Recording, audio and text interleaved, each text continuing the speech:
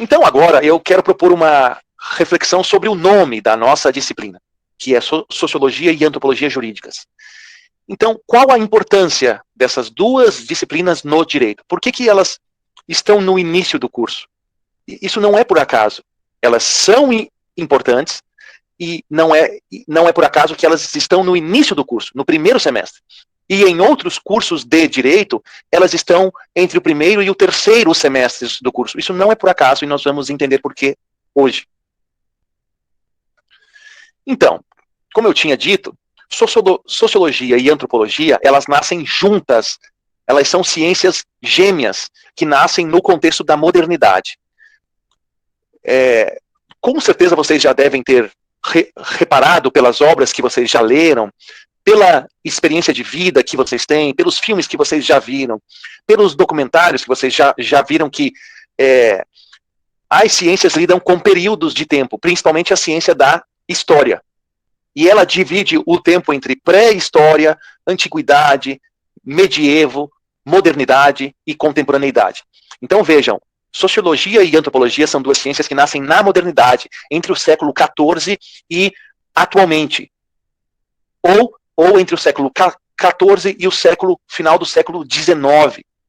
Há uma disputa teórica aí entre se nós estamos ainda na modernidade ou se nós já superamos a modernidade e nós estamos num outro período, que pelo fato de não ter nome ainda, eles chamam de pós-modernidade, aquele tempo que vem depois da modernidade. Mas, independentemente dessas disputas de periodização, essas duas ciências nascem lá entre o século XIV e o século XIX.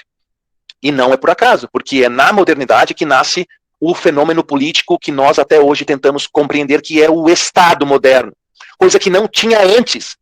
No medievo e na antiguidade não tinha a experiência política do Estado, da forma que a gente conheceu como resultado das revoluções burguesas da modernidade, principalmente a francesa, inglesa francesa, inglesa e norte-americana dos Estados Unidos. Então, essas três revoluções burguesas nos moldaram politicamente porque nos legaram a herança política de um modo de organização estatal. E não somente isso, é um Estado nacional. Então, o nacionalismo nasce aí, o fenômeno do imperialismo nasce aí, e como resultado disso tudo vem o colonialismo. Então, sociologia e antropologia são ciências que nascem fruto da modernidade, dos estados nacionais modernos e do fenômeno do colonialismo.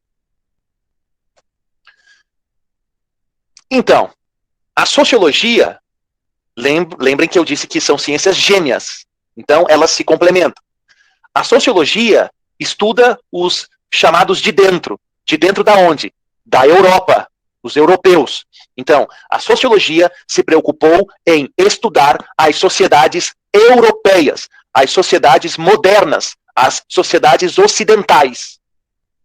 Por isso, essa é a delimitação da sociologia. Ao contrário da antropologia, que não estuda os europeus, não estuda os modernos, não estuda os ocidentais, mas sim o contrário disso tudo. Os não europeus, os não ocidentais, os não desenvolvidos, os ditos selvagens, os de fora, os da colônia. Então, em resumo, enquanto a sociologia estuda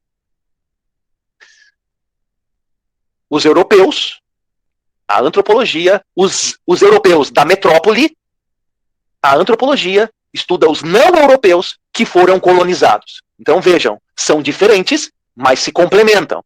Sem a antropologia, os europeus não entenderiam aqueles que eles queriam dominar. Então vejam que são ciências complementares. E ao mesmo tempo que eles estudam os de fora, eles entendem como que eles chegaram ao desenvolvimento máximo que eles se consideravam, o máximo do desenvolvimento. Não é por acaso que eles se consideram a nata o máximo, o apogeu do desenvolvimento, enquanto as colônias são os primitivos, selvagens, canibais e que devem ser tutelados pela Europa e pelos europeus e pelos ocidentais modernos. Tá, mas e agora? E depois que as colônias se tornaram independentes, o que aconteceu com a antropologia? Ela morreu? Vejam, eu acabei de falar que a antropologia estuda os colonizados, os povos da colônia. O que aconteceu com a antropologia, então, quando as colônias se tornaram independentes? Ela morreu? Não, ela teve que se repensar. É aí que, a partir da independência das colônias, a antropologia passa a estudar os de fora que estão dentro.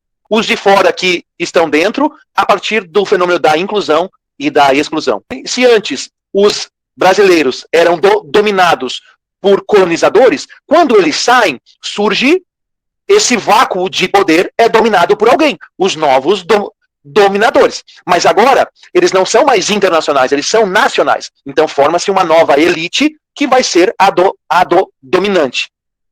E a partir disso, nasce o fenômeno de quem está dentro e de quem está fora. Então, quem está dentro dessa nova elite dominante e quem está fora. Então é óbvio que quando os portugueses saem, os empresários, os funcionários públicos, os empresários, os políticos formam uma nova elite. E quem está fora dela, está fora. Então vejam que, a partir disso, a antropologia se preocupa em estudar os excluídos na colônia. Os excluídos na colônia, mas que se tornou independente.